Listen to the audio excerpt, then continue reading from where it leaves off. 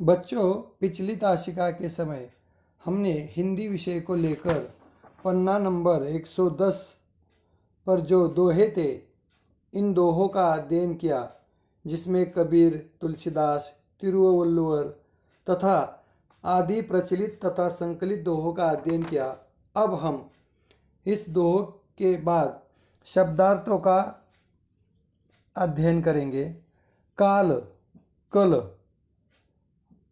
प्रलय यानी प्रलय, अंत, खोए, खो दे, औरन, दूसरों को, मुखिया यानी प्रधान, सकल, सभी, विवेक, सही गलत का निर्णय, हिय यानी हृदय, हर्षय, प्रसन्न, नयनन, नेत्रों में, कंचन यानी सोना, मेह, वर्षा, जीवित, जिंदा, अमृत, प्राणदायिनी, अनुसंधान, खोजबीन, तत्व, मूल बात, सम, समान, महत्व, बड़प्पन, उद्यम, प्रयत्न, पवन, पवन, हवा, जड़मती, मूर्ख, सुजान, जानकार, सील यानी शिला, स्टोन, पत्थर, निशान यानी चिन्ह।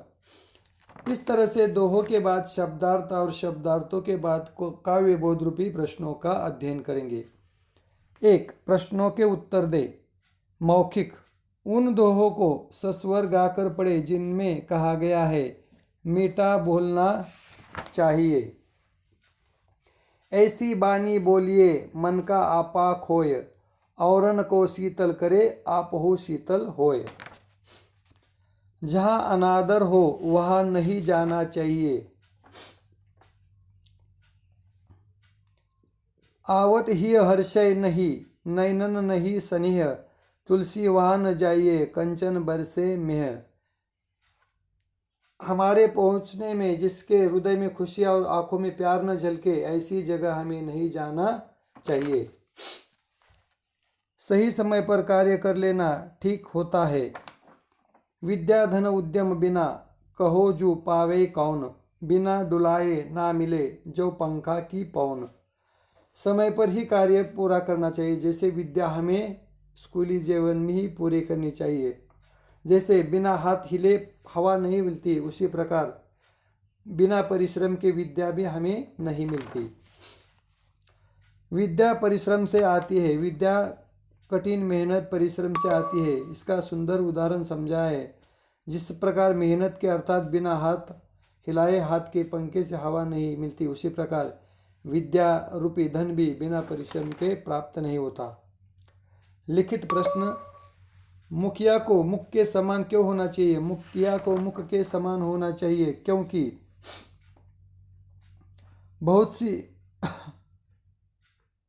क्योंकि बार बार अभ्यास करने से ज्ञानी बन सकता है। मुख खाता है लेकिन वह सब को ऊर्जा देता है। गांव या देश के प्रधान मुखिया को मुख के समान होना चाहिए। जैसे मुख खाता है और उसका शरीर के हर अंग का पालन पोषण वो करता है, इसलिए मुख के समान गांव के प्रधान अध्यापक या फिर या सरपंच को होना चाहिए। तुलसी के अनुसार कहा नहीं जाना चाहिए। तुलसी के अनुसार जहाँ हम पहुँचने पर जिसके हृदय में खुशियाँ और आंखों में प्यार न झलके, चाहे वो धन्यवान हो या गरीब हो, उसके यहाँ नहीं जाना चाहिए। मीठी वाणी बोलने से क्या होता है? मीठी वाणी बोलने से अहंकार मिट जाता है और मीठी सुनने वाले को भी अच्छी लगती है और मीठे बोलने वाले को भी शांति मिलती है। समय पर वर्षा होने से क्या लाभ होता है? समय पर वर्षा होने से संसार जीवन पाता है। समय पर वर्षा नहीं होती तो संसार का जीवन चक्र नहीं चलता। वर्षा को अमृत के समान माना गया है, इसलिए वर्षा होने से अन्न उपजता है। अन्न उपजने के लिए सहायक होता है। निरंतर अभ्यास करने का क्या परिणाम होता है? निरंतर अभ्यास करने का परिणाम जड़मति वाले लोग सृजन हो जाते हैं।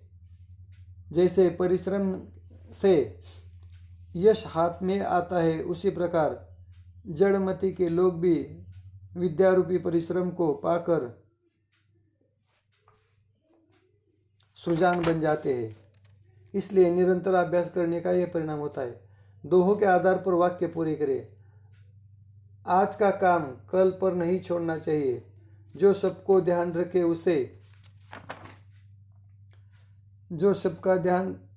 रखे उसे मुख के समान होना चाहिए।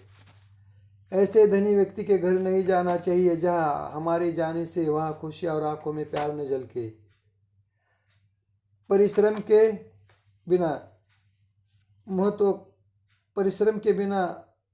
महत्व नहीं होता है। इसलिए उन्होंने बिना हाथ हिलाए हाथ के पंखे से हवा नहीं मिलती। बिल्कुल उसी प्रकार विद्यारूपी धन भी बिना परिश्रम के नहीं मिलता। अभ्यास करने से कोई भी जड़मति वाला व्यक्ति सुजान बन जाता है। इस तरह से हम काव्यबोध रूपी प्रश्न देखने के बाद भाषा ज्ञान की ओर बढ़ते हैं। इन शब्दों के शुद्ध रूप लिखे। काल, कल, अंत, प्रलयांत, शीतल, ठंड, स्नेह, प्रेम, पावे, मिलना, पवन, हवा, निशान, चिन्ह। अर्थ लिखे। मुखिया, प्रधान, वृष्टि, वर्षा, वाणी, भाषा, बोलना, अनुसंधान, खोज, सकल, सभी, महत्व, बड़प्पन, स्नेह, प्रेम, उद्यम, प्रयत्न, उचित, ठीक, सृजन, जानकार। पर्यायवाची शब्द लिखे। पर्यायवाची शब्द चुनकर लिखे।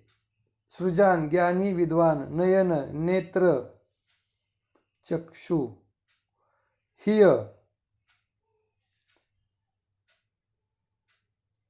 वृष्टि, वर्षा, मेह, उद्यम, परिश्रम, ज्ञानी, नयन, नेत्र, चक्षु, हिय, हृदय, दिल, वृष्टि, वर्षा, मेह, उद्यम, परिश्रम, विद्वान। ये भी जान ले, प्रत्येक दोहा अपने आप में स्वतंत्र रचना है। किसी एक दोहे का दूसरे दोहे से कोई संबंध नहीं। इसलिए प्रत्येक दोहे का अर्थ भिन्न है। दोहा एक ऐसा छंद है जिसमें थोड़े शब्दों में बहुत बड़ी बात कही दी जाती है। वही उस दोहे का भावार्थ होता है और दोहे का भावार्थ एक प्रकार की सीख भी होती है। इस तरह से आज हमने दोहे तथा दोहे के नीचे जो शब्दार्थ, काव्यबोध, मौखिक लिखित प्रश्न और भाषा ज्ञान रूपी प्रश्नों का अध्ययन किया। यहाँ पर रुकते हैं हम। धन्यवाद।